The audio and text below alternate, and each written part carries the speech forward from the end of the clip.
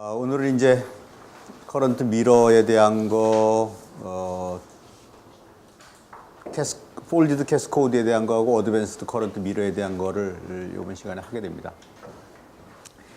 지난번에 우리 강의를 쭉 하면서 내가 항상 강조하는 게 신호를 증폭하는 게 제일 큰 목적입니다. 맞죠? 그건 이제 여러분들 분명히 맞죠? 그러니까 뭐든지 자연에 있는 어떤 형태의 신호를 사람이 알아듣도록 혹은 느끼도록 하기 위해서는 그 신호를 키워야 되기 때문에 첫 번째 과학에서 해야 될 일이 신호를 발견하고 그 신호를 증폭한다 이겁니다. 근데 발견하는 일은 우리가 지금 해야 되는 일 중에서 중요한 것이지만 지금 전자회로라는 이런 과목에서는 조금 외에 들어가 있는 거고, 발견하기 위해서는 센서를 해야 되잖아요.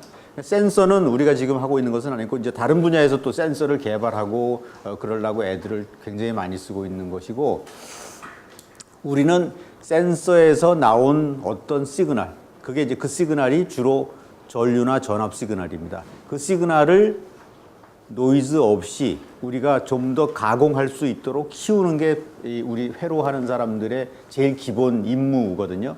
그래서 그거를 키워야 되기 때문에 증폭기를 제일 첫 번째 달아야 되는 거죠. 그래서 증폭기를 달기 위해서는 뭐가 커야죠? GM 곱하기 RD라고 하는 식으로 항상 나오게 되는데, GM을 키우든지 또 뭘 키워야죠? RD를, 그러니까 아웃풋 임피던스를 키워야 됩니다. 그래서 아웃풋 임피던스를 키우기 위해서 쭉 여러 가지 방법을 쓰다가 지금 어디까지 왔냐 하면 이렇게 캐스코드까지, 트랜지스터 두 개를 캐스코드로 연결을 시켜서 여기에서 이쪽을 봤을 때 임피던스가 굉장히 크도록 하는 것을 우리 공부를 했고 그렇게 했습니다. 근데 모든 사람이 거기에 대해서 어그리하는 건 아니고 조금 더 나은 방법 계속해서 개선을 하려고 이제 애들을 많이 쓰는 거죠. 그래서 이 사람은 또 다른 이제 꼼수라면 꼼수일 수 있고 아이디어라면 아이디어일 수 있는데, 여기에다 OP앰프를 하나를 달아가지고 여기에서 이쪽을 들여다봤을 때 그 임피던스 값이 처음에는 GM 곱하기 RDS 곱하기 RDS였는데 여기 요걸 달아놓음으로 해서 GM 곱하기 RDS가 아니고 거기에다 이제 A를 더 곱하는 임피던스 값을 더 크게 키우는 방법을 여기서 이제 고안을 하게 된 거죠. 그래서 요 OP 앰플리파이어를 여기다 하나 더 달아서 생기는 이유는 우리가 이렇게 등가 회로를 그려가지고 여기를 보게 되면 뭐 금방 노달 이퀘이션을 풀면 금방 이런 식으로 나오게 됩니다. 그래서 출력 임피던스라고 하는 놈은 우리가 일반적으로 알고 있던 캐스코드 회로의 아웃풋 임피던스 값에다가 전압 이드 값, 이 앰플리파이어의 이드 값을 여기다가 곱해주면 된다 뭐 하는 거예요. 여기서 노달 이퀘이션 우리가 풀어가지고 요 노달 이퀘이션 적용해가지고 입력 전류와 인가된 전압에 대한 비를 계산을 하게 되면 여기서 임피던스가 그렇게 된다는 걸 알 수가 있어요. 이게 만약에 없을 때는 어떻게 되냐면 GM 곱하기 RDS 곱하기 RDS로 나왔다 이런 얘기죠. 자, 이제 이런 아이디어들이 나오게 되는 원인 중에 하나는 이런 앰플리파이어를 만드는데 단가가 워낙에 싸진다. 그래서 트랜지스터는 얼마든지 공급을 해줄 테니까 내가 원하는 회로를 만들어라. 원하는 회로라는 것이 임피던스가 크든지 아니면 전류값을 전압 이득이 큰 값을 하든지 하는 식의, 잠깐만요.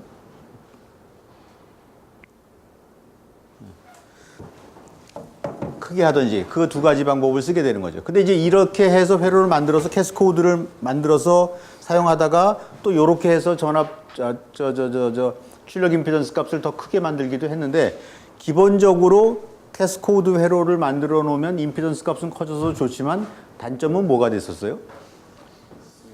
스윙이 줄어드는 게 기본적으로 단점입니다. 근데 이제 그거를 사람들이 애를 굉장히 많이 써서 가능하면 스윙은 건드리지 않고 임피던스 값을 크게 하는 쪽으로 막 사람들이 애를 쓰고, 우리가 공부할 때 이런 회로들이 이제 조금씩 나오기 시작을 했었어요. 그러다가 이제 나중에 좀 더 획기적인 방법이 나오게 되는데, 이런 식으로 임피던스를 증가시키는 회로의 연구가 상당히 오랫동안 진행이 되고 지금도 꽤나 많이 진행이 되고 있습니다.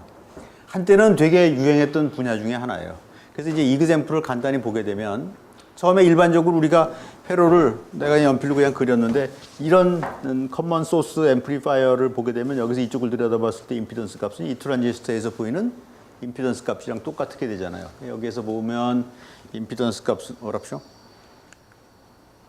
임피던스 값은 여기에 이제 우리가 쭉 값을 주어지게 되면 R 임피던스 값은 이렇게 표현해 줄 수가 있죠. 트랜지스터에서 흐르는 전류와 여기에 걸려 있는 전압에 대한 식으로 해가지고 GM이라는 값은 이렇게 나오게 되고 RDS 값이라는 것은 람다 곱하기 ID 분의 1 해서 출력 임피던스를 계산을 하면 한 500옴 정도가 됩니다. 람다가 0.1이라고 치고 ID가 20 마이크로암페어라고 썼을 경우에 500 킬로옴 정도가 돼요. 이건 계산할 수 있지? 그죠? 예. 그 다음에 이제 회로를 조금 더 어드밴스드를 시켜서 여기에다가 이제 소스에다가 저항을 달아주게 되면 여기서 들여다보는 임피던스 값이 얼마나 크게 되느냐 해서 계산을 했더니 실제로는 이런 값들은 다 무시를 하고 우리가 알기로는 GM 곱하기 R 곱하기 여기 있는 R 이 값을 우리가 일반적으로 통용이 되는데 그 값을 계산을 해보니까 약 1.2메가가 됐다. 그래서 또 여기에다 OP앰프를 하나 이렇게 달아가지고 개인 A라고 하는 값의 증폭기를 여기다 달아줬더니 여기서 이쪽을 들여다보는 임피던스라고 하는 놈은 127메가가 된다. 그러니까 이 앰프의 게인이 이제 100이라는 가정을 한 거죠. 이게 조금 좀 과장을 한 것이긴 한데 설사 10배로 했다고 하더라도 임피던스 값이 거의 10배로나 커지게 되니까 전압 이득이라고 하면 되게 커지는 거죠. 그렇죠? 그 대신 뭐가 약점이겠어요?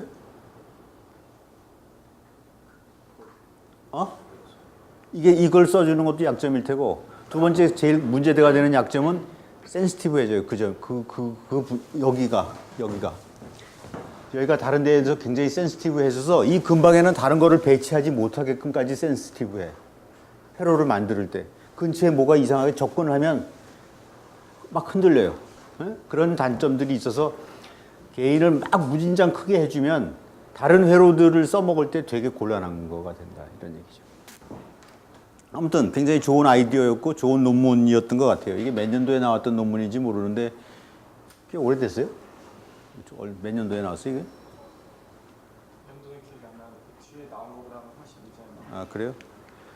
그래서 이제 아웃풋 임피던스 미러를 갖다가 우리가 계산하면 여기에서 이 앰플리파이어를 구현을 해서 만들어 놓은 곳이 바로 요것이 됩니다. 요 증폭기가 개인 A라고 하는 증폭기가 되게 되는 거죠. 그러니까 우리가 회로를 해석을 할 때는 이런 식으로 해서 해석을 하지만 여러분들이 생각하기에 이 A라고 하는 거는 어떻게 만들지?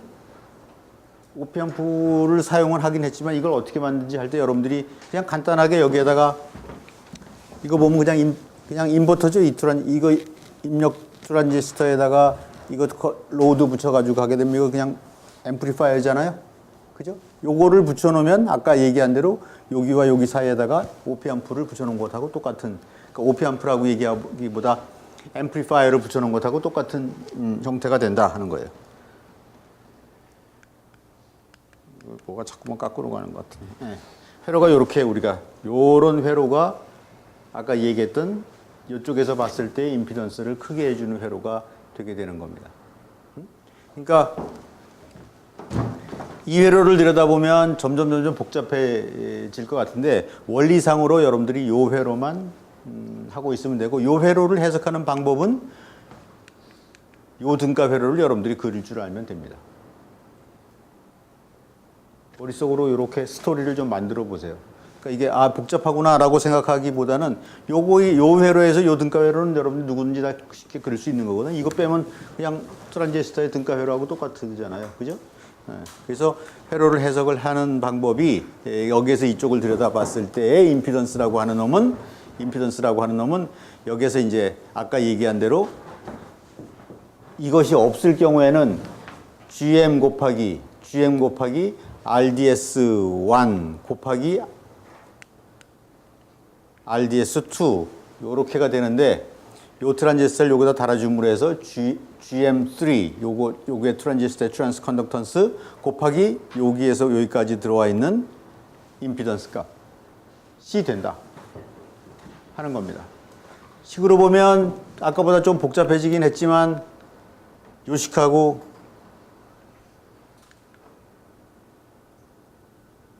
요식하고 우리가 똑같은 식이 되잖아요. 여기서 2를 빼고 요 A라고 하는 것은 GMRD 값을 계산해 주면 되는 거죠. 네? 그러면 여기에서 2분의 1이 어디서 나왔냐? 이거 내가 숙제로 내줄게요. 회로를 가만히 들여다보고 있으면 2분의 1이 보입니다. 요거를 가만히 들여다보고 있으면 임피던스 값이 어디에서 반으로 줄어들었을까 하는 걸 여러분들이 자세히 보고 있으면 요거 2분의 1이 줄어들어요. 내가 다음 시간에 이거 이름 불러서 체크해도 되겠지? 숙제해왔나 안 보나? 어디서 2분의 1이 나왔나? 생각해 보세요. 네.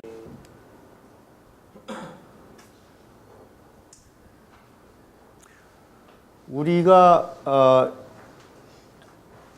회로를 공부를 하잖아요. 그 회로를 공부할 때 제일 첫 번째가 이제 게인을 크게 하자. 이렇게 하면 우리가 첫 번째로 생각할 때는 GM을 크게 하자. 그 다음에 R 아웃을 크게 하자. 이런 방법들이 있을 수 있고 이것을 크게 하기 위해서 또 여러 가지 방법이 나올 수 있고 이것을 크게 하기 위해서 또 여러 가지 방법이 있을 수 있겠죠. 세상에 연구하는 사람이 한두 사람이겠어요? 게인을 크게 하자는 것도 여러 가지 방법이 있었을 텐데 그 중에서 우리가 제일 만들기 편한 것은 이 방법을 택해서 그걸 컨트롤하는 게 편하기 때문에 이 방법으로 왔고 이 중에 GM을 크게 하는 방법도 여러 가지 방법이 있었을 텐데 이것들은 전부 다 지금 현재로는 별로 좋은 방법이 아니라서 쓰지 않고 이 R아웃을 크게 하는 방법도 여러 가지가 있었을 텐데 그 중에서도 캐스코드로 만드는 방법 또 이 중에서도 또 여러 가지 방법이 있었을 거고 이 중에서도 여러 가지 방법이 있었을 거고 여러분들은 어디에서 무슨 일을 할지 이 중에 한 가지 일을 하게 될지도 모르겠고 어떤 사람은 여기서 하지 않고 여기 와서 또 헤매고 있을 사람이 또 있을 거예요. 모든 사람이 다 가능성을 가지고 연구를 하는 겁니다. 그러다가 어떤 때는 히트도 치고 어떤 때는 삼진 아웃도 되고 어떤 때는 욕도 먹고 어떤 때는 칭찬도 받고 그러면서 우리 과학이 조금씩 발달을 하는 거기 때문에 우리가 지금 공부를 하는 것은 아주 좋게 나와 있는 길을 따라서 이렇게 지금 교과서에서 설명을 하고 있는 겁니다. 다른 그 위의 방법들은 수백 수천 가지의 일들이 더 많아요. 그 중에 모든 일들이 다 의미가 있는 거고, 요거는 요때 요래서 좋고, 저거는 저때 저래서 좋고. 그러니까 우리는 지금 요렇게 아주 아슬아슬하게 산에 능선을 따라서 싹 우리가 지금 가고 있는 길이라는 걸 여러분들이 알고 있고, 아, 꼭 저렇게 해야 되는 거구나. 그건 절대로 아니에요. 다른 방법도 얼마든지 있을 수 있다라는 거지. 자, 그 다음에, 그래서 이제, 이 게인을 게인을 크게 하기 위해서 아웃풋 임피던스를 늘리는 커런트 미러에 대한 식을 우리가 얘기를 하게 되고, 여기 있는 이런 식들은 사실 우리는 지금 공부할 때 지금 요것만 가지고 공부를 하는 건데, 여기에 있는 이런 것들은 다 여기에 있는 회로들을 바이어스 해주기 위해서, 즉 여기에 있는 회로가 이 트랜지스터가 제대로 동작하기 위해서 그냥 서브시디어리로 그냥 들어가 있는 거예요. 그러니까 진짜로 말하는 건 요만큼인데 그 이외엔 이만한 것들이 그 회로에다가 바이어스를 공급하기 위해서 또 있는 거다라고 생각을 하면 됩니다. 그 다음에 또 이제 하는 것은 이제 그 다음에 해줘야 될 것은 스윙을 좀 더 크게 해줘야 되지 않겠냐. 이제 이렇게 해서 게인을 막 크게 키우려고 그러는 사람들이 회로를 캐스코드로 만들어 놓고 있으니까 파워 서플라이를 만드는 입장에서 보면 파워 서플라이를 줄이는 것이 서플라이 볼테이지를 줄이는 것이 제일 큰 게 획기적으로 일을 하게 되는 것인데 파워라고 하는 것은 볼테이지의 자승에 비례를 하게 돼 있거든요. 그래서 볼테이지를 줄이는 것이 우리는 파워를 줄이기 위해서 애를 되게 많이 씁니다. 뭐 전류도 줄이고 뭐도 줄이고 하는데 VDD 값을 줄이면 여기에서 가해주는 이 VDD 값을 줄이면 VDD를 2분의 1로 줄이면 파워가 4분의 1로 줄어요. 그러니까 VDD를 줄여야 되는 게 큰일인 거죠. 그래서 이쪽 사람들은 게인을 크게 하려고 엄청나게 연구를 하고 있는데 이쪽에 있는 다른 그룹에서는 파워 서플라이의 전압을 줄이려고 엄청나게 애를 쓰는 거예요. 이 사람들이 게인을 크게 하는 것도 전자공학에 기여하는 방법 중에 하나라고 생각해서 그걸 키우려고 그러는 거고, 그걸 키우려고 그러니까 트랜지스터를 스택으로 쌓아야 되는, 캐스코드로 만들어야 되는, 캐스코드로 만들려고 그러니까 사람들이 그 생각은 안 했겠어요? 여기다 꼭 트랜지스터 2개만 해야 되는 게 뭐냐, 캐스코드로 쌓으면 좋다며 트랜지스터 하나 더 집어넣어도 되잖아. 더 집어넣으면 게인이 더 커지는데, 그죠? 그 방법은 사람들이 생각을 안 했겠냐고. 얼마나 편하고 좋아. 그냥 간단한데. 근데 이쪽 사람들은 무슨 소리 하냐? 지금 여기서 볼테지가 스윙을 해야 되면 스택을 쌓으면 안 된다. 그럼 이쪽 사람들이 야, 이 파워 서플라이 키워. 파워 서플라이를 크게 해주면 되지. 무슨 소리야? 그럼 이쪽 사람들이 파워 서플라이 크게 못한다고 그럴 거 아니에요. 크게 못하는 이유로 이런 이유를 들면서 이제 서로 간에 설득을 시켜야 되는 거죠. 나는 이래서 못한다. 니네가 해줘라. 우리도 이래서 못한다. 니네가 해라. 이러면서 전자공학이 조금씩 우리가 발전을 하게 되는 겁니다. 그래서 트랜지스터를 갖다가 이렇게 그 캐스코드로 쌓아놓고 하다 보니까 전압 이득이 이제 우리가 점점 전압 이득이란다. 여기서 스윙할 수 있는 전압이 점점 줄어들게 되는 거예요. 여기에 전압, 여기에 VDS, 여기에 VDS만큼은 꼭 잡아줘야 되잖아요. 그죠? VDS라고 하는 전압은 트랜지스터가 세츄레이션 영역에 있도록 VDS라고 하는 놈은 VGS-VTH보다 항상 커야 되기 때문에 이것을 항상 우리가 이 정도로는 최소한도로 맞춰놓고 있어야 되거든요. 그러니까 최소한도 그만큼의 전압은 여기 항상 걸려 있어야 된다는 소리죠. 그죠? 그러니까 전압이 내려가고 싶은데 그만큼 전압이 있기 때문에 더 내려가면 무슨 현상이 일어나요? 무슨 현상이 일어나? 신호가 어떻게 돼? 찌그러지겠죠? 신호가 찌그러진단 말이에요. 왜냐하면 지난번 시간에도 얘기했잖아요. 전류 특성 곡선이 이렇게 되는데 여기서 놀아야만 리니어하게 노는데 이렇게 되잖아요. 그죠? 근데 이 동네로 오면 VDS가 작아갖고 VDS가 줄어들어서 여기에 오게 되면 신호가 리니어한, 입력에 대해서 리니어한 값이 나와야 되는데 A배 증폭하면 A배가 나와야 되는데 A배 증폭했는데 어떤 때는 A배가 나오고 어떤 때는 A 자승배가 나오고 이런단 말이지. 그러니까 신호가 찌그러지는 신호가 나오니까 우리가 듣기에도 안 좋고 보기에도 안 좋고 느끼기에도 안 좋다. 그러니까 리니어한 영역으로 빠져들어가게 되는, 거기서 빠져나와서 넌 리니어한 영역으로 들어가게 되는 거죠. 그래서 이제 사람들은 또 그러면 이렇게 쓰는 것은 할 수 없는 추세라면 또 다른 방법을 이용을 해서 이걸 조금이라도 좀 줄여보려고 하는 애를 많이 또 쓰게 되겠죠. 그러니까 과학은 파고 들어가면 문제가 있고 문제를 더 들여다보면 해결책이 있어요.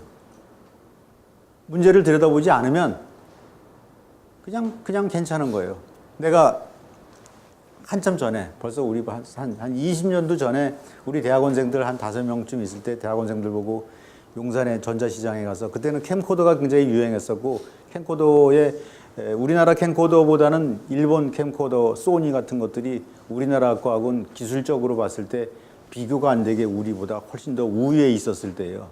이렇게 5명을 가서 캠코더를 각각 한번 조사를 해가지고 어떤 캠코더가 제일 좋은지 한번 좀 보고 와봐라.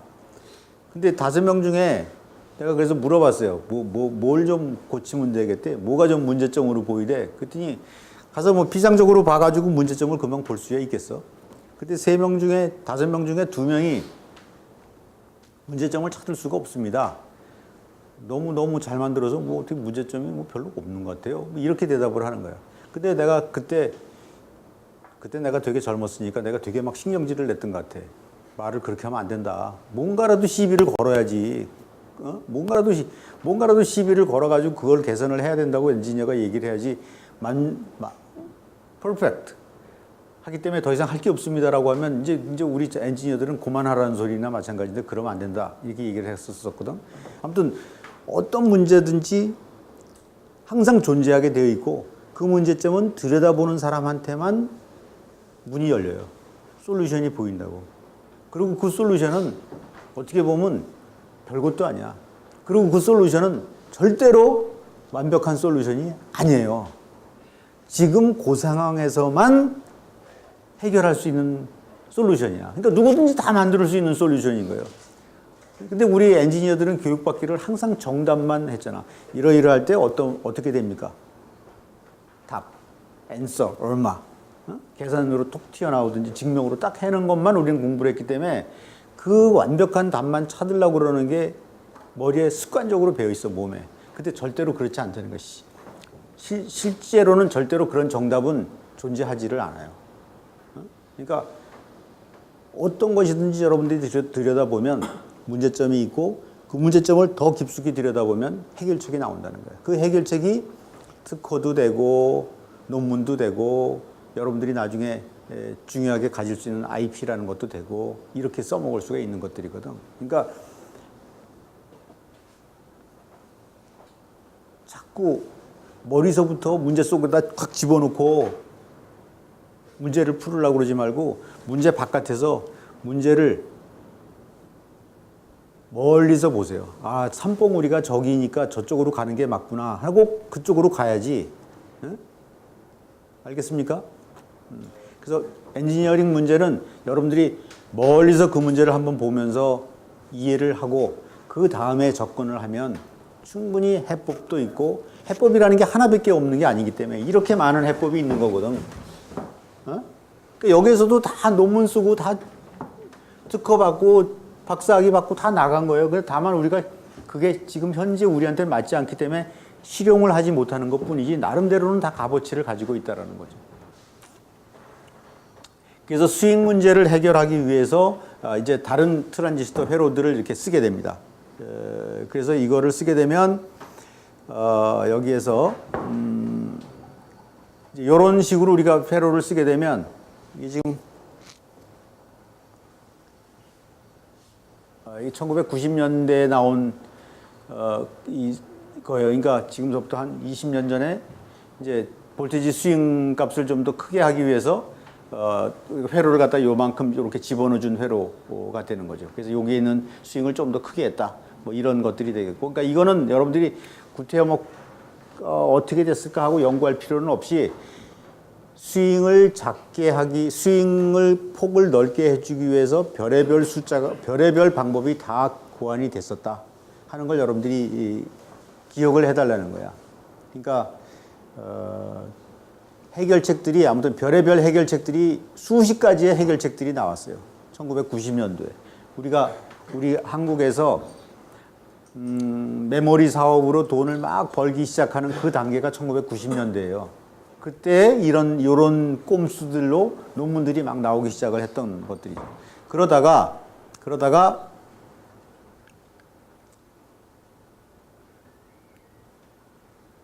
이렇게 이제 우리가 회로를 만들잖아요. 차동이란다. 디퍼런셜 스테이지 앰플리파이어를 캐스코드로 그려라 그러면 이렇게 여러분들이 그릴 수 있겠지? 어? 여기에서 이렇게가 없어지면 그냥 일반적인 증폭기가 되고 캐스코드로 만들어 놓고 해서 똑같은 구조를 여기다 하나씩 더 붙여 놓게 되는 거예요. 그렇죠? 이거 그릴 수 있어? 그릴 수 있겠죠? 좀 생각이 오락가락하면서 혼동이 될 때도 있겠지만 아무튼 여러분들이 그릴 수 있을 것 같아요. 여기서 그려가지고 여기서 이제 입력을 집어넣고 여기서 출력을 끄집어내려니까 여기에 전압, 여기에 전압, 여기에 전압, 여기에 전압, 여기에 전압 다 딱 잡아먹고 있으니까 여기서 출력으로 내보낼 수 있는 길이 되게 없는 거예요. 되게 힘들었죠. 그래서 그걸 없애기 위해서 많은 사람들이 이러한 형태의 회로를 좀 더 첨가를 시켜갖고 여기에서 움직일 수 있는 폭을 요만큼씩이라도 어떻게 해서든지 좀 비벼보려고 막 그랬던 겁니다. 정말 절대절명의 위기예요. 왜냐하면 옛날에는 이 핸드폰의 값을 거의 무게로 결정을 할 때가 있었어요. 배터리를 어떻게 할 수가 없어갖고. 근데 그때 만약에 배터리를 팍 줄여서 내가 이거는 지금 3V 배터리를 쓰는 건데 2V로 배터리를 팍 줄여서 똑같은 회로의 성능을 만들어낸다 그러면 배터리 무게가 확 줄어들기 때문에 엄청나게 단가도 내리고 성능도 개선시키고 가볍기 때문에 이동성도 훨씬 크고 시장을 점유할 수 있는 굉장한 효과가 있어서 볼테이지 스윙을 넓게 하면서 파워 서플라이를 줄일 수 있는 방법은 정말 엔지니어들한테 엄청나게 스트레스를 주면서 그 방법을 연구를 하게 했던 거예요. 그래서 아까와 같은 이런 방법, 별의별, 지금 보면 별것도 아닌 방법들인데 그걸 막 논문으로 내고 그랬었어요. 그러다가 어떤 머리가 좋은 사람이 꺾기를 했어요. 요즘 코미디에 보면 꺾기라는 것도 옛날에 나오던데 그런 거 있지 않았냐? 그게 뭐였지? 말장난하는 거지 이게? 예? 뭐 이상한 말장난하는 게 무슨 꺾기라는 프로그램 있지 않았어? 개콘에. 이것도 이렇게 나와 있던 것을 여기서 이제 출력을 끄집어내는 거예요. 개인도 되게 크고 아웃풋 스윙이 너무 작아서 이렇게 여기도 먹고 여기도 먹고 여기도 먹고 그러니까 아웃풋 스윙이 작아서 되게 큰 약점으로 이걸 어떻게 해결할까 하는 방법을 사람들이 막 연구를 했었죠. 이렇게 많은 사람들이 연구를 쫙 캐스코드 회로해서 막 이렇게 연구를 막 하고 별의별 학교에서 논문들을 되게 많이 내고 내 방법이 좋다 내 방법이 좋다 그래. 도토리 키재기를 막 그런 식의 연구들을 했었을 때 한 사람이 회로를 이렇게 만들어 놨어요. 이렇게 만들어 놨던 회로를 이렇게 만들어 놨어요. 그러니까 여기서 출력을 끄집어내면 여기서 출력이 어디까지 내려갈 수 있어요? 여기서 어디까지 내려가? 이거는 아이디얼하다고 가정하면 아이디얼한 것은 여기 양쪽에 출력 전압이 제로로 갈 때까지 전류가 흘러야죠. 어디까지 내려갈 수 있어요? 그라운드까지 내려갈 수 있어요. 스윙을. 올라갈 때도 여기서만 잡아먹어. 이렇게.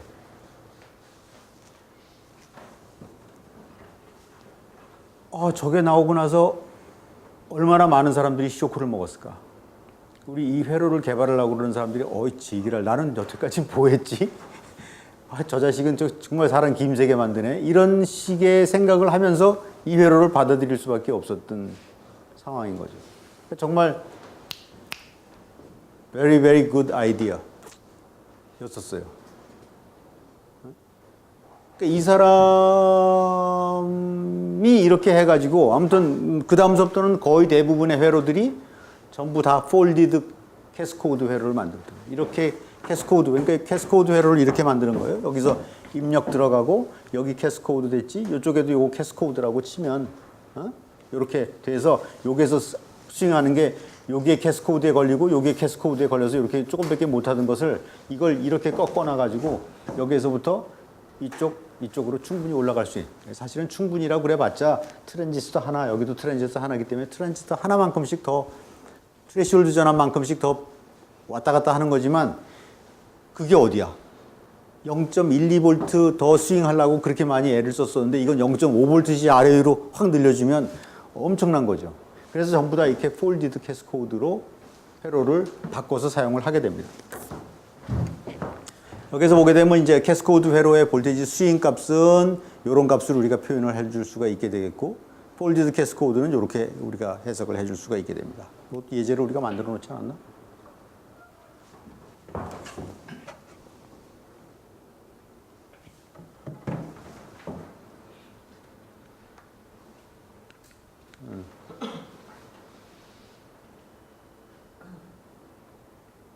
여기서 보게 되면 이제 캐스코드 회로, 이쪽 회로에서의 입력 전압의 미니멈 값이라고 하는 것은 여기에 붙어 있는 값, 여기에 붙어 있는 값을 얘기를 해요. 그러니까 여기에 붙어 있는 값, 여기에 붙어 있는 값이 미니멈으로 내려갈 수 있는 방법이고, 맥시멈으로 올라갈 수 있는 방법은 여기에서 올라갈 수 있는 방법은 여기에 걸려 있는 전압, 여기에서 필요로 한 전압이겠죠. 그죠? 여기서 필요한 전압은 VDD 빼기 여기에 걸리는 전압, V1 VI의 1이라고 그런 것 같아요. 여기 걸린 전압, 그 전압이 우리가 필요하게 될 거고. 캐스코드에 대해서는 여기에서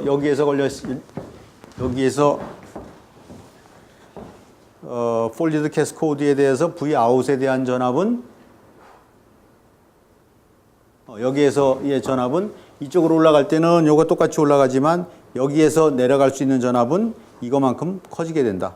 VDS 여기서 내려갈 수 있는 전압은 아까 이것보다는 훨씬 더 많은 범위 쪽으로 우리 가게 된다 하는 것을 얘기를 해줄 수가 있고, 파워 서플라이 면에서는 회로의 전류 소스가 여기도 들어가고 여기도 들어가기 때문에 전류 소스가 아마 조금 더 들어갈 거예요.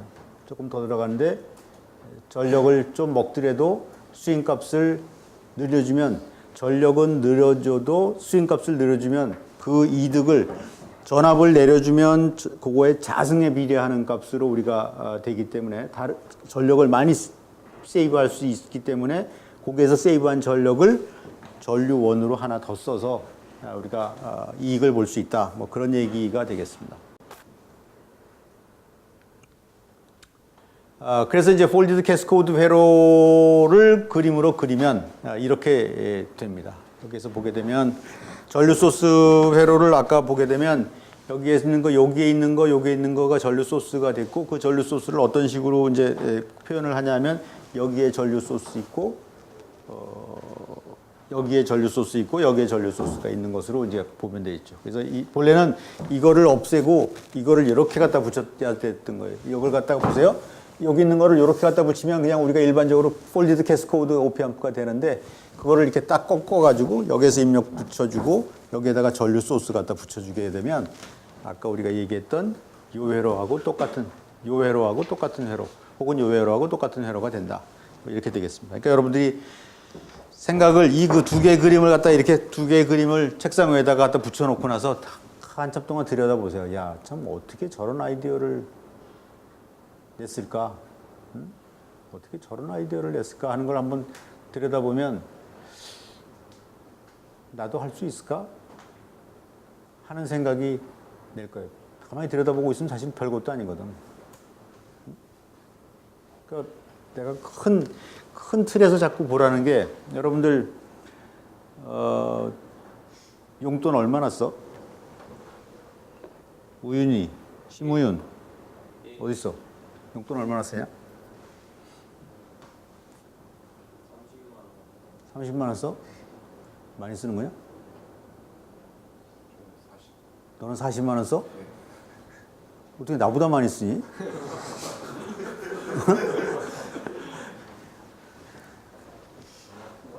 용돈이라는 거를 딱 놓으면 거기에 여러 가지가 있겠죠. 뭐 술도 먹어야 될 거고, 밥도 먹어야 될 거고, 데이트 비용도 들어갈 거고, 커피도 사 마셔야 될 거고, 뭐 그런 값이 들어가겠죠. 근데 예를 들어서 얘기하기를 용돈을 줄여라. 그럼 어디서부터 줄여야 될까를 생각을 해야 되겠지. 그죠? 파워를 줄여라 그럴 때 어디서부터 파워를 줄이지? 라고 생각을 할 거 아니에요. 어디서부터 줄이는 게 좋을까요? 용돈 줄이라 그러면 어디서부터 줄이겠어? 죽고 말어?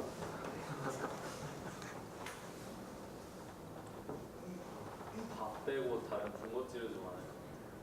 군것질에서 줄이겠다? 군것질에서 줄이는 이유가 뭐 있어요?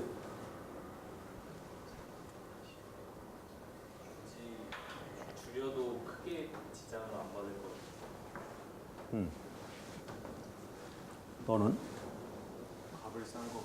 밥을 싼 걸 먹겠다고? 뭐 그럴 수도 있겠죠. 왜?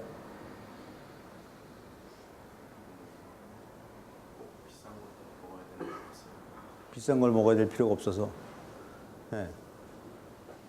근데 실제로 작전을 짜서 용돈을 줄이려면 어떻게 하는 게 좋을까요?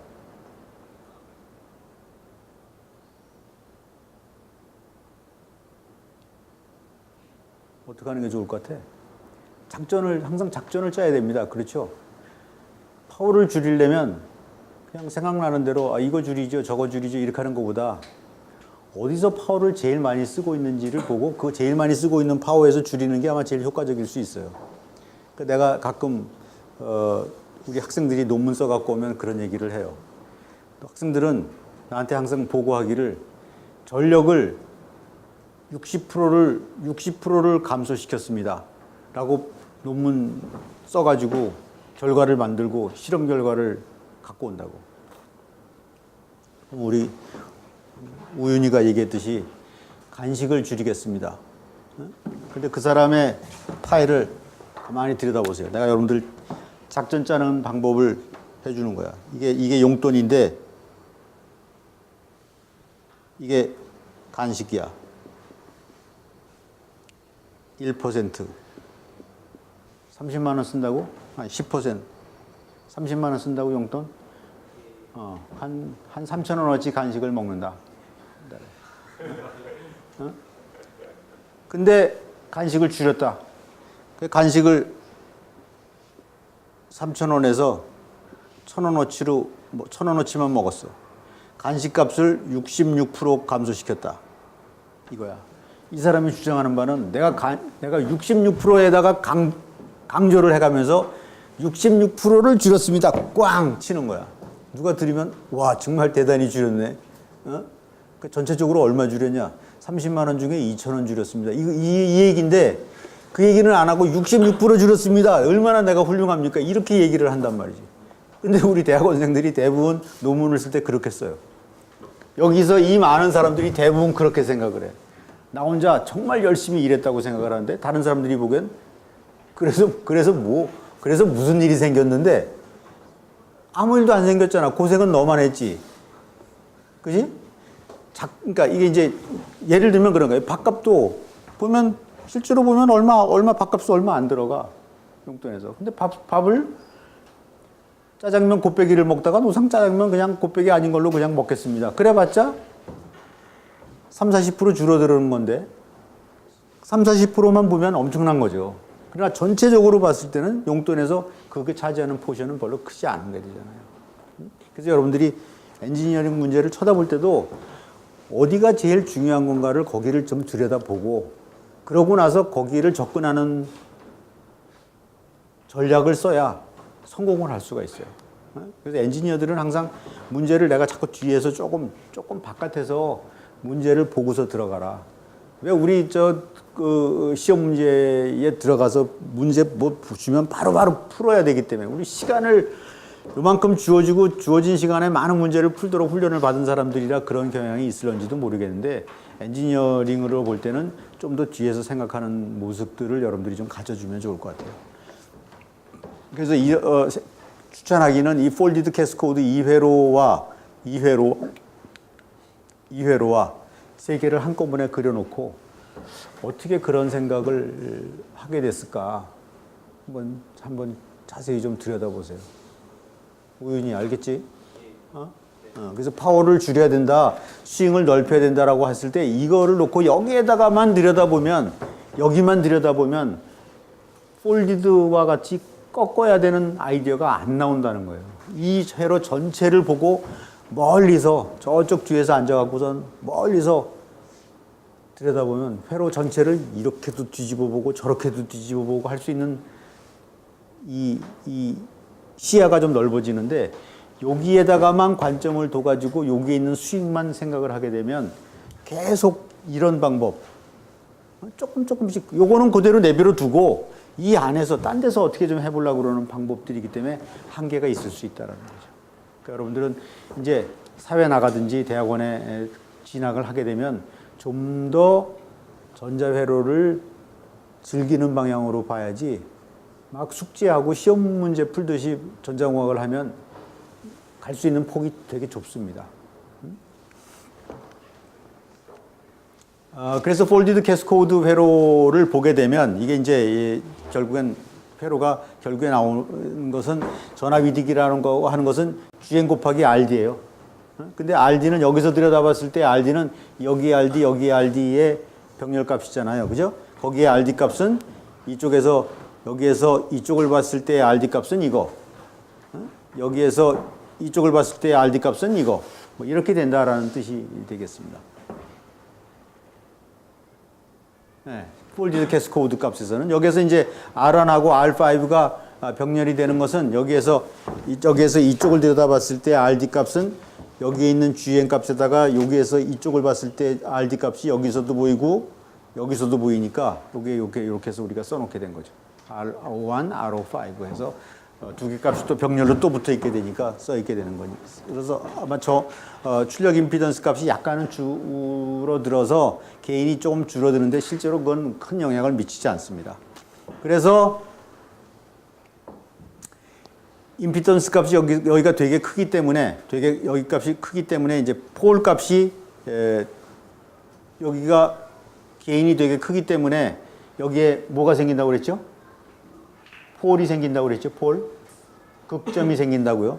그 극점 값이 RC, RC분의 1 값으로 우리가 나타나게 되는 거죠. 그렇죠? 여기까지 따라오고 있어요? RC분의 1로 우리가 얘기를 해줄 수가 있다.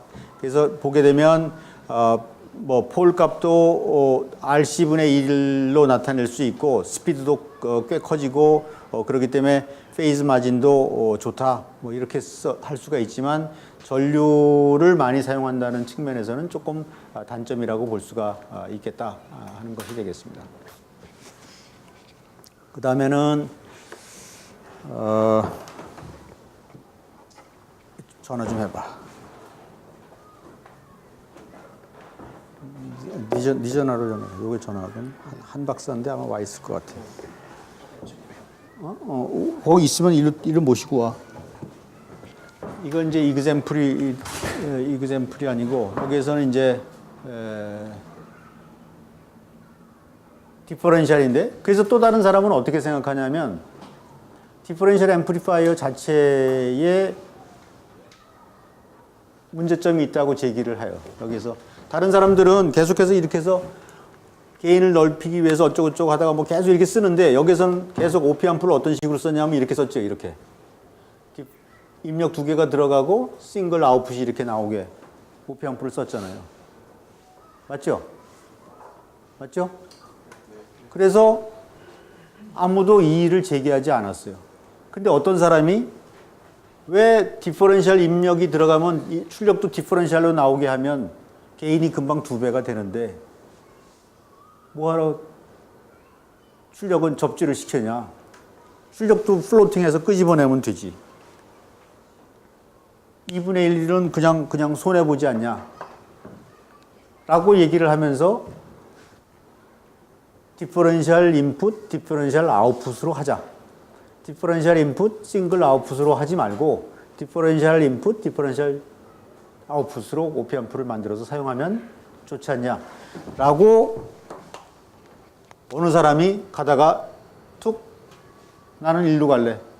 너네들은 글로 가는데 나는 이쪽으로도 충분히 갈 수 있다고 생각해. 이쪽으로 가겠다. 하고 이 사람이 이렇게 툭 나오는 겁니다.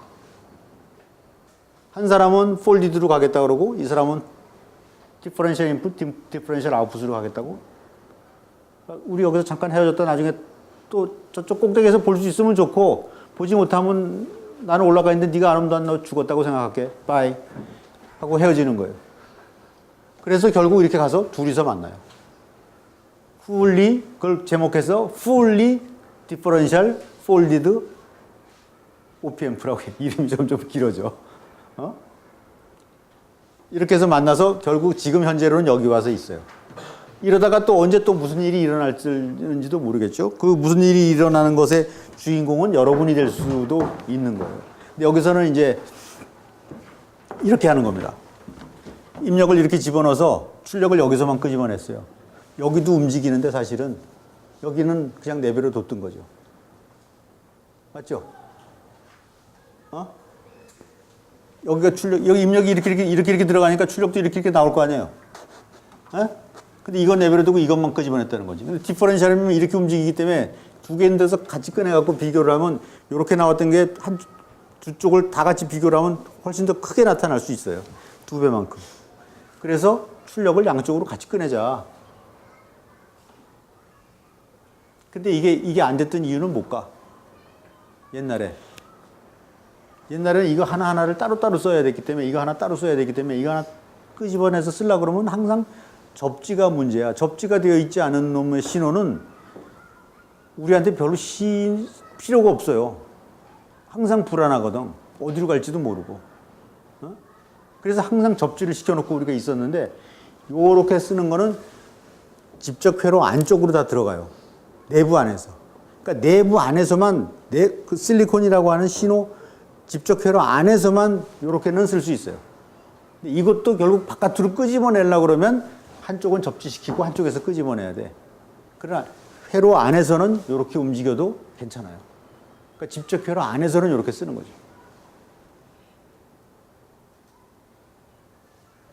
진짜 용감한 사람 아니면 이렇게 가기 안 해. 나는 디퍼런셜, 인풋 디퍼런셜 아웃풋으로 갈래라고 소리 못 했을 텐데 그것도 되게 용감한 사람이 저렇게 하는 거예요. 근데 지금 생각해 보니까 나도 그 생각 했을 수 있을 것 같은데 라는 생각 들지 않아요? 가만히 들여다보면 별것도 아닌 생각이라는 거죠. 누구든지 다 할 수 있는 생각인데 우리는 시도하지 않았던 아이디어들이 되게 많은 거예요. 그렇게 해서 여기에서 보게 되면 입력을 이렇게 디퍼런셜로 집어넣고 출력도 이렇게 디퍼런셜로 끄집어내서 이 출력단을 여기서 이렇게 끄집어내자 하는 거가 이제 되게 됩니다. 그래서 볼테이지 스윙이 2배가 된다 하는 거예요. 스윙 때문에 여기에 출력단에 있는 임피던스를 높이려고 해. 그러니까 역사적으로 보면 출력단의 임피던스를 높이려고 애를 썼고 애를 쓰다 보니까 캐스코드로 방법이 생각이 나서 캐스코드로 갔더니 스윙이 문제가 됐고 그렇죠? 스윙이 문제가 돼서 애를 먹다가 폴디드로 갔어요. 근데 어떤 사람은 폴디드로 가지 말고 여기에 신호 2개 자체가 막 움직이고 있는데 그 신호를 2개를 다 한꺼번에 쓰자. 그러면 그냥 바로 스윙이 2배가 되지 않냐. 이 아이디어가 되는 겁니다. 그래서 나중에 보면 둘이서 합해져. 둘이서 합해져서 우리가 사용을 하고 있는데 그 회로는 실리콘 인테그레이티드 서킷 내부에서만 주로 사용이 된다 하는 거예요. 좀 어렵죠? 쭉 가는 길은 알겠어요? 중간에 내부에 아주 세부적인 거는 여러분들이 조금 놓칠 수 있어도 그래서 저렇게 회로들이 발전이 됐구나 하는 그 트레이드는 여러분들이 기억을 하고 있어야 돼요. 알겠죠? 그래서 이그샘플입니다. 여기는 이그샘플인데 뭐 별것도 아닌데 한번 보죠. 여기 문제를 간단하기 위해서 1.5V 파워 서플라이, 게이트 소스에다 0.82V, 트래시홀드 전압 주어지고 전류값 주어지고 로드 저항값 주어지고 뭐 이렇게 다 했을 때 뭐 V1, V2를 계산을 해라 뭐 이런 건데 실제로 뭐 특별한 어려움이 있어서 문제를 낸 것은 아니고 이제 이렇게 되는 거예요. 여기에 보면 여기에 주어진 이런 컨스탄트 값들을 여기에다가 다 써서 놨습니다. 게이트에다가 0.82V 주어지고 1.5V, 1.5V 가해주고 또 0.4mA가 흐르니까 0.2mA, 0.2mA가 흐르고 그래서 여기에 걸리는 전압은 이제 DC 와이즈 딱 정해지게 돼 있죠. VO1, VO2는 1V만큼의 전압이 나오도록 딱 정해져 있습니다. 그러다가 VCM이라고 하는 놈이 커먼 모드 전압에 여기 걸려 있는 전압이 1V만큼 증가가 된다. 1V만큼 증가가 된다. 그러면 여기 전압이 게이트에 있는 전압이 아까 여기에서 이렇게 돼 있다가 게이트 전압이 이렇게 쭉 올라간다는 소리예요. 그죠? 쭉 올라가면 이게 어떻게 되겠어요? 여기 전압은 쭉 따라서 같이 올라갑니다. 그게 커먼 모드예요. 그죠? 그래야 여기 흐르는 전류가 일정할 거 아니에요. 같이 쭉 이렇게 움직이는 거예요. 이렇게. 그래서 여기를 갖다가 우리가 버추얼 그라운드라고 얘기를 하는 겁니다. 항상 같이 이렇게 움직이기 때문에 여기에 0.82V는 계속 걸려 있고 여기 전압이 1V가 가면 여기에 아까 있었던 전압은 얼마였는지 모르겠는데 그 전압에서 여기에 전압이 0.82V가 되게끔 여기 쭉 올라오니까 지금은 0.18V가 되겠죠. 그래서 출력 전압은 아직도 1V가 돼야 되겠죠. 커먼 모드에 대해서는 출력 전압이 바뀌면 안 되지 않겠어요? 그죠?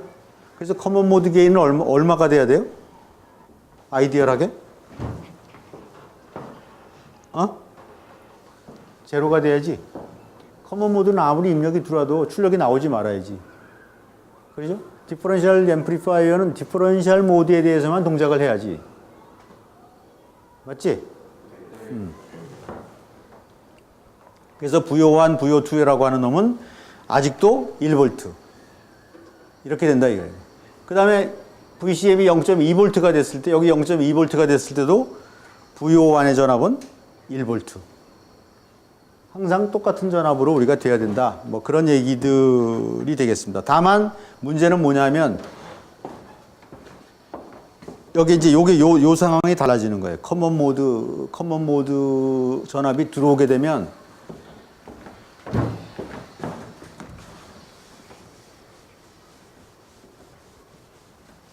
이걸 어떻게 설명을 해야 될까?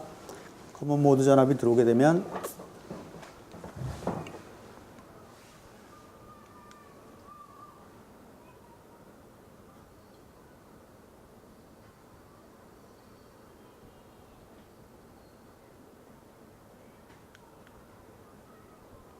결국 요런 값인데 요거를 보세요. 우리가 아이디어란 경우에 봤어요? 정말?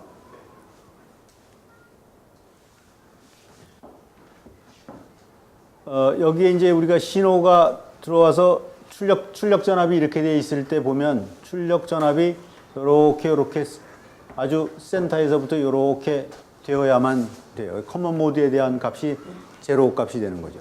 완전히 커먼 모드 값이 입력으로 주어지게 되면 그 신호가 여기에서 이 신호에다가 0.5V의 커먼 모드가 들어가면 이 전압이 DC만큼 이렇게 올라간다는 소리죠. 그렇죠? 그래서 이렇게 올라가게 되면 신호가 여기서 이렇게 찌그러지는 거예요. 밑에는 괜찮지만 파지티브한 부분에서 이렇게 찌그러짐이 나타나고 만약에 커먼 모드가 더 마이너스 쪽으로 내려가게 되면 이쪽으로 이렇게 찌그러진다는 소리입니다. 그래서 옛날에는 커먼 모드가 어느 정도 들어와도 이 폭이 넓었기 때문에 여기서 그냥 신호가 이렇게 돌아다녀도 충분히 커버할 수 있었는데 이제는 이게 자꾸만 줄어들기 때문에 커먼 모드라는 것 자체가 굉장히 중요한 팩터가 되기 시작을 했어요. 그래서 커먼 모드를 어떻게 하면 줄일 수 있을까 하는 쪽으로 연구 방향이 조금씩 바뀝니다. 그래서 이쪽으로 아까 얘기한 대로 뭐 폴디드가 됐고 풀리 디퍼런셜이 됐고 이렇게 해서 어떻게 해서든지 출력단의 스윙폭을 넓혀주려고 애를 엄청나게 많이 썼었는데 한계까지 왔어요. 그러다 보니까 거기에 있는 요만큼의 폭을 갖다가 전부 다 내가 이용을 해 먹어야 되겠는데 가만히 들여다보니까 이 커먼 모드 때문에 이게 신호가 이렇게 해서 찌그러지고 이렇게 해서 찌그러지는 거예요. 그러니까 커먼 모드가 이렇게 될 수도 있고 이렇게 될 수도 있다라고 가정을 하면 신호의 폭이 얼마가 돼야 되겠어요? 요만큼. 밖에 될 수가 없는 거죠.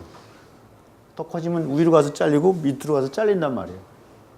그렇죠? 그래서 커먼 모드를 어떻게 하면 줄여주느냐. 커먼 모드가 들어왔을 때, 커먼 모드 입력이 들어왔을 때 어떻게 하면 그 커먼 모드에 대한 영향을 줄여주느냐 하는 연구가 진행이 됩니다. 왜 이렇게 진행이 돼야 되느냐면 파워 서플라이가 줄어들기 때문에 그래요.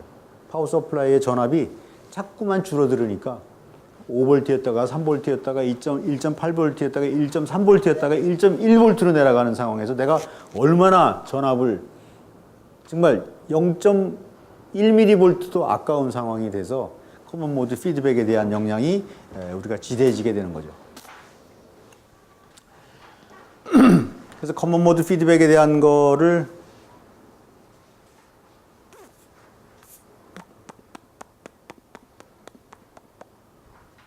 이 사람이 왜 안 오지? 이 사람 기다리고 있는데 전화 안 받아? 전화해봐.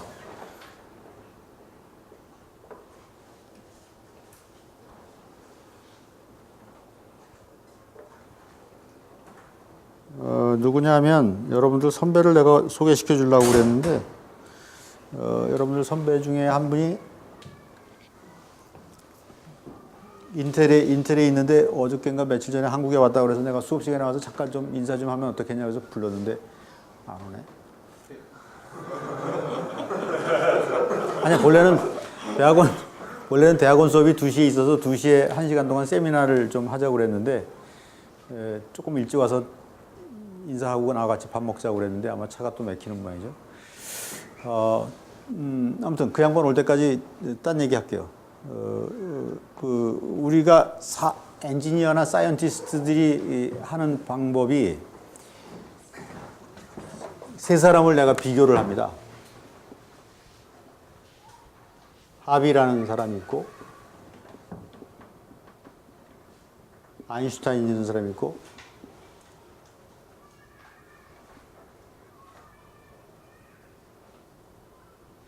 하이젠베르그라는 사람이 있어요. 굉장히 유명한 독일의 유명한 세 사람의 과학자들입니다. 보통 1800년도 말에 태어나서 1950년도에 대부분 다 이제 죽었겠죠. 이 사람은 엄청나게 유명한 화학자이고 물리학자고, 아인슈타인은 여러분들이 다 아는 사람이고, 하이젠베르그는 뭐를 주장했던 사람이죠? 양자역학에서 뭘 했죠? 불확정성 원리 했던 사람이죠. 하비라는 사람은 1900년도 초에 비료를 개발을 해서 노벨상을 받아요. 여기서 이제 그 니트로나이트로젠이라고 하는 물질을 안 써서 비료를 만드는 방법으로 농업에 엄청난 기여를 한 사람입니다. 그래서 노벨상을 받죠. 그러다가 니트로나이젠을 없애는 방법으로 폭발물을 만들어서 독일군한테 엄청난 기여를 하게 됩니다. 그래서 독일이 세계 최강국이 되도록 만들어요. 엄청나게 둘이서 친하면서 경쟁을 같이 했던 사람입니다. 그래서 독일이 끝판에 가서 이 사람한테 요구하기를 원자폭탄을 만드는 거를 이 사람하고 이 사람한테 부탁을 합니다. 근데 이 사람은 무슨 이유에서인지 히틀러한테 미움을 받아서 이 사람은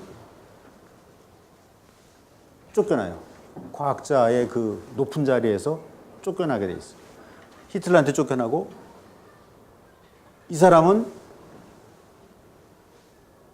원자폭탄을 만들어서 사람을 엄청 죽이는 거를, 하비가 과학의 힘을 이용을 해서 엄청나게 많은 사람을 죽이는 거를 보고, 이 사람은 끝판에 가서 왜 미움을 받냐 하면, 총을 만들어 가지고 사람을 죽이는, 폭탄을 만들든지 총알을 만들어서 사람을 죽이는 거를 했더니 사람들이 자꾸 땅 속으로 들어가고 동굴 속으로 들어가고 그러니까 죽이질 못하니까 독가스까지 만들어요. 그래서 사람을 많이 죽이는데 기여를 해요. 독일의 입장에서 보면 굉장한 훌륭한 과학자고, 다른 사람들의 입장에서 보면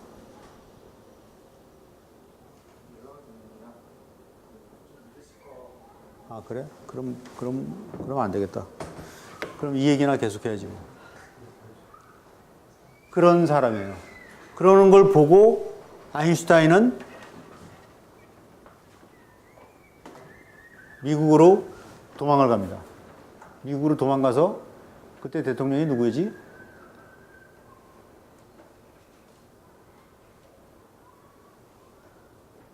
대통령한테 SOS를 보내요. 독일이 원자폭탄을 만들려고 하이젠베르그하고 연구를 하고 있다. 여기서 이게 독일의 큰 연구소의 책임자가 됩니다, 이 사람이.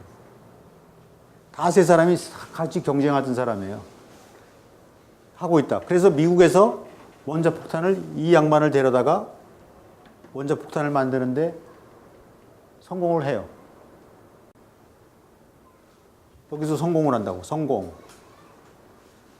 1950년대. 여기서는 이 사람이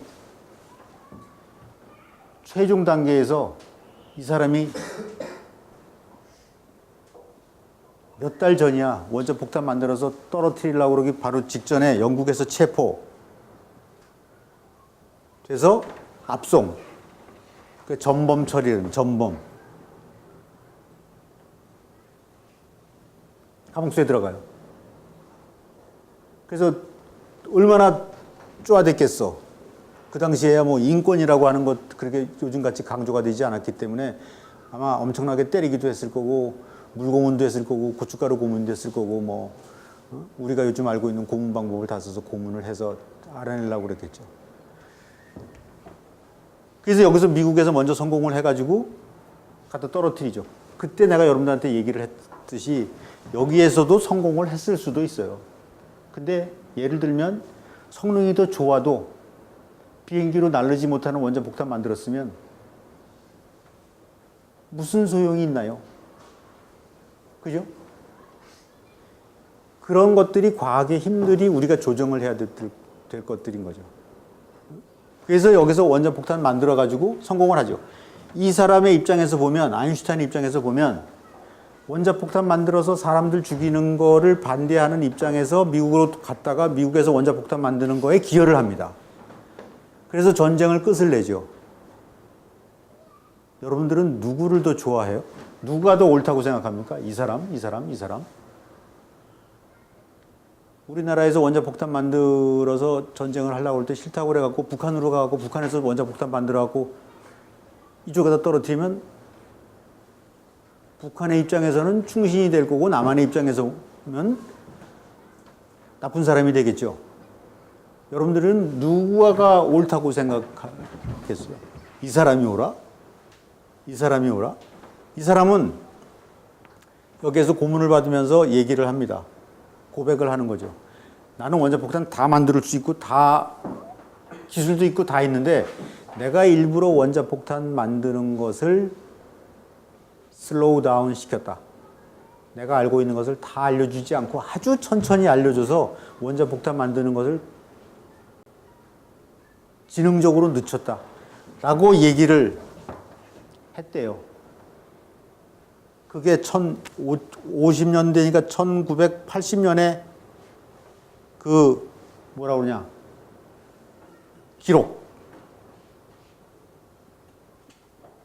기록이 공개되는 거예요. 이 사람이 거기에서 진술 내용이 공개가 되는 거예요. 아마 이 전쟁 중에 나온 이 전범들에 대한 얘기는 30년 동안 아마 그걸 풀지 못하게 돼 있는가 봐. 30년 후에 80년에 그랬다. 사실일까? 아닐까?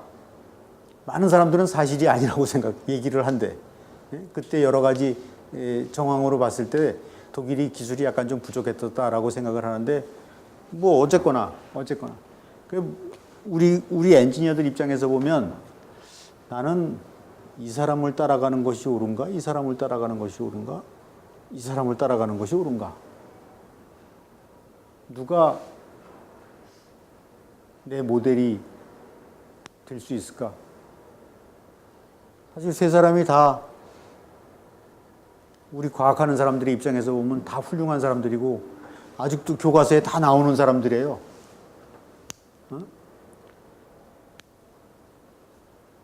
우리 엔지니어들도 똑같은 일인 거죠. 똑같은 일들인 거예요. 한번 생각을 해본 필요가 있는 거죠. 우리가 가지고 있는 설계 도면을 메모리 설계 도면, 자동차 설계 도면을 가지고 중국으로 가서 중국에서 더 좋은 제품을 만드는데 기여를 했다. 우리나라 입장에서 보면 엄청난 배반자로 막 신문에다 막 때리잖아요. 그죠? 그 사람들 입장에서 보면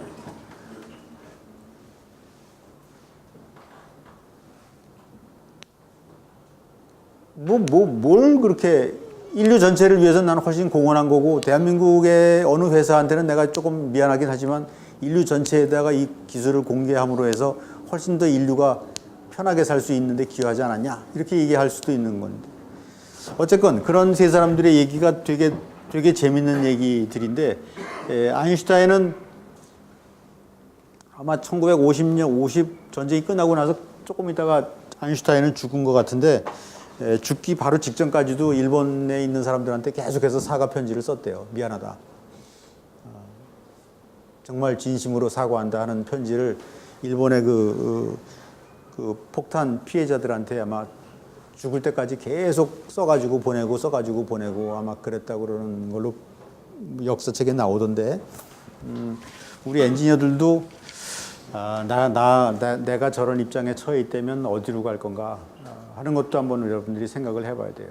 그런 입장에서 우리 회로를 볼 때도 그냥 간단하게 회로만 쳐다보지 말고 내가 조금 바깥에서 회로 전체를 보는 것이 좋겠다. 그래야 디퍼런셜 인풋으로 들어가서 디퍼런셜 출력으로 나오는 것도 그래야 볼 수 있는 거고, 폴디드 캐스 코드도 전체를 봐야 이거 폴딩을 해도 회로가 동작할 수 있겠구나라는 것도 볼 수 있는 거고.